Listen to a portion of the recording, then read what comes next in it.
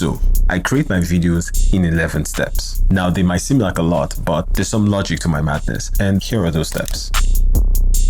Now, if that's all you were looking for in this video, you're welcome. But because retention, please stick around and see how I actually break down each step.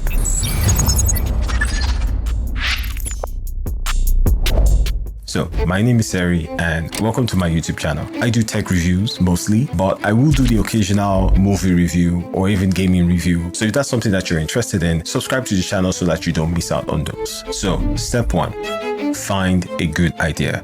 I didn't say great because when you're just starting out YouTube, a lot of times your ideas might not be great. I don't think my ideas have been particularly great, but there's some logic to how I try to at least find good ideas. I think to drive this point home, there's a quote I like and it goes something like this: the boat you're in is more important than how hard you row. From my brief time on YouTube, one thing I've noticed is that the idea behind your video is almost way more important than its execution. Now, this is not to say that execution is not important, but look at it this way. There's some videos you'd hover for like 10 seconds, contemplating if you're going to click it, and there's some videos you click instantly. The idea of your video should do the heavy lifting. So for me, I have a 2-step process on finding good ideas. So the first step is to make sure that the video idea tugs at your viewers' curiosity. The second step is to make sure that the video has some form of demand. There are a number of tools you can use to do this. Personally, I use vidIQ and YouTube Studio. You want to make sure there is a good search volume for that topic. For example, this particular video, I'm titling it "How I Make My YouTube Videos as a Small Channel." A lot of people are trying to get into content creation. Once they see something like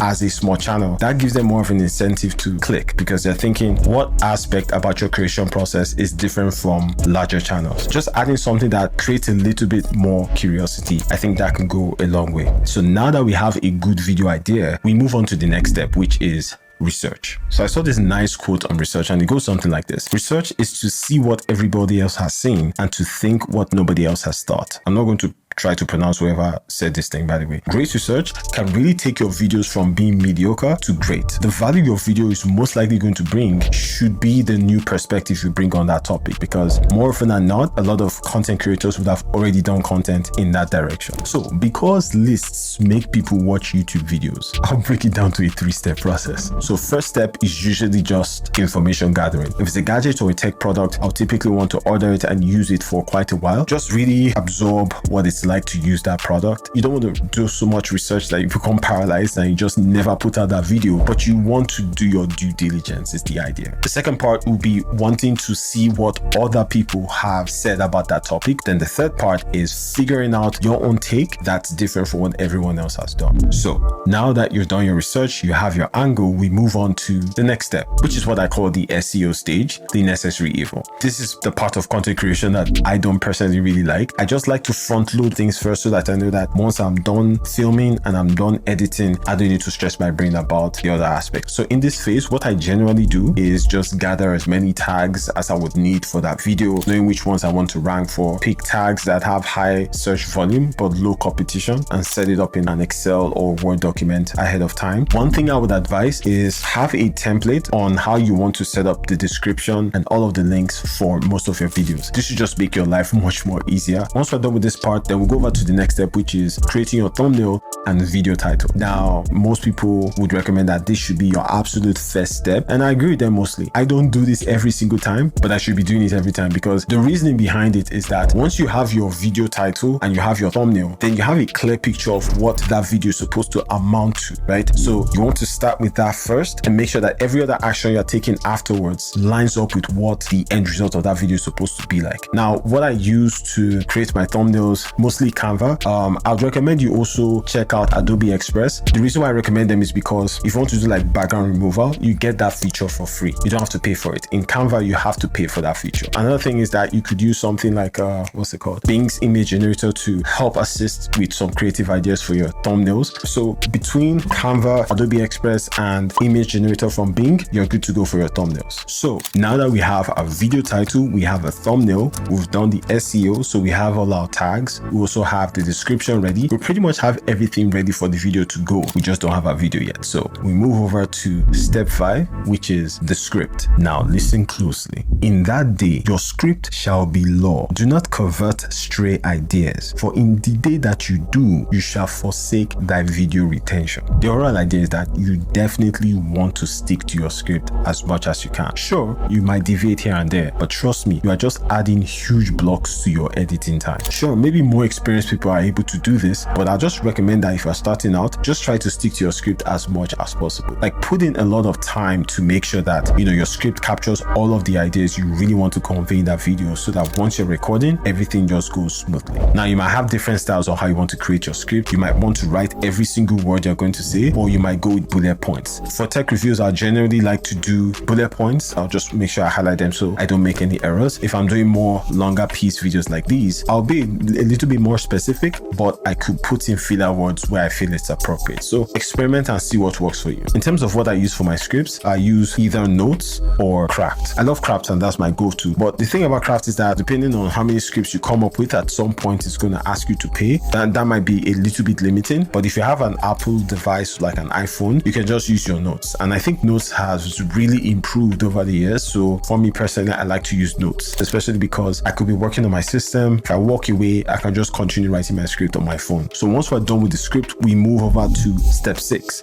Clean the scene. You just want to make sure that the scene is clean. There's nothing too distracting in the background. Take some time out to make sure that everything looks good, because you don't want to hit record, have gone a long while, and once you look through the footage, you see something in the background, and like, I wish I just got rid of that. One thing I would recommend is that you want to have a dedicated space so that you don't have to do setup every time you want to film, because that's just drastically going to reduce the likelihood of you creating content. Now, in terms of filming, how I have mine set up, I have the camera set up in front of me on a tripod. It's just about like arm's length reach. Then I have my key light here, a little like 45 degrees angle to my face and 45 degrees up. There's some really great videos that talk about lighting techniques, but just to keep it simple, you want to have your key light at an angle at that corner pointing at you. Now, generally they'll say you want to have a fill light as well. For me, I have this corner lamp that kind of doubles as a fill light. There's another one to my right, and that's more for aesthetic purposes, but also to create a second light source on the unboxing table in the background, as you can see. Now, there's a little bit of a red spread on the wall. That's from the second light, which is exactly this key light. I just put a red sheet on top of it to create that red glow. That's generally how I set those up. Behind the monitor, I have like this monitor light, and that's what's creating the blue splash at the back. Now for audio, right now I'm using the Deity D4 Mini. I just love the way it sounds. It's like a very small shotgun mic. This is something that can go on top of your camera as well. I just have it set up on a tripod with a cross arm just out of the scene, so you don't see it, but it's just underneath here, so I'm speaking directly into it. It's about 1 feet away from my mouth, and also this is plugged into a Sony recorder. I'll just hold it up. So this is how I'm capturing the audio straight into this. This has an inbuilt memory of about, I want to say 8 gig, something like that. And that's plenty enough for me to capture most of the audio that I want. Once I'm done, I'll just take the USB cable that comes with that, plug it straight into the system, and I get all my audio. Speaking of transferring audio, this actually takes us to the next step. This is just how I copy all of the media I've captured onto the system to set it up for the project. First of all, I'm going to have a folder that is going to be the name of the project I'm working on. Once I open that folder, I go in and I create a folder and call it A-roll. So A-roll is just going to be talking headshots, and B-roll is just going to be anything that you're adding in to supplement or create flavor or add more context to what's being said. That's generally what your B-roll is. If I did them in different batches, once I'm in the A-roll folder, I'll just have batch 1, 2, 3, 4, and so on and so forth, and just paste them in there like that. With each batch, the voiceover segments, I would paste it in that same folder as well. So once I know I'm in batch 1, I also know that right at the end, I'm going to have a folder called voiceover that has all of the voiceovers that I've done. And I'll do the same thing for B-roll. So I use DaVinci Resolve to edit all of my videos. So how this is going to look like on there is on the media page. This is where you organize all of your media. So the same logic here. I create a bin, call it A-roll, and I'll put in all of the footage on there. I'll do the same thing for B-roll, do the same thing for the voiceovers as well. Now, all of the sound effects I'm going to use in the entire project, I'll put them in a folder called SFX, and just anything I'm going to be using for the project is going to have its own folder. This way, it's very easy for me to navigate through the media section. I didn't need to be confused. Trust me, if you overlook this step, it's just going to make your editing process a whole lot more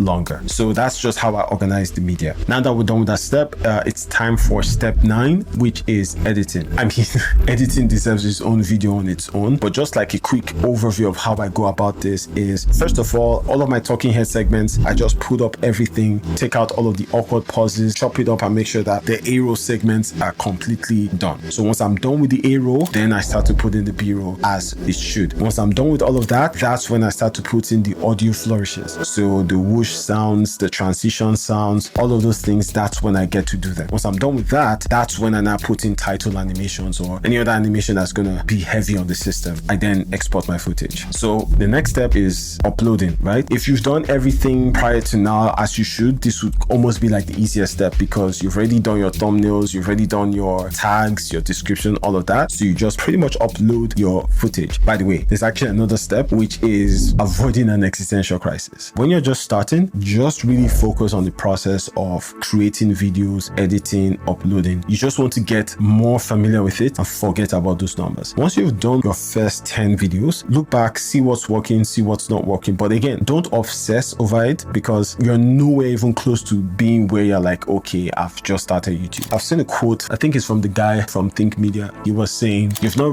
really started YouTube at all until you've uploaded your first 100 videos. Now, I think 100 videos might be a little bit too much, but I actually understand what he's saying. Who you are in your first 10 videos, you're definitely going to be way better by your 20th video. So imagine where you're going to be once you've done 100 videos. I've seen channels where the person did 86 videos and had only like 1,000 subscribers. They did the 87th video, that one brought in 11,000 subscribers. That's crazy. So the thing about YouTube is just, you never know. Trust the process, it'll pay off eventually. Hopefully you enjoyed this video. Until the next one, stay safe and have a great time.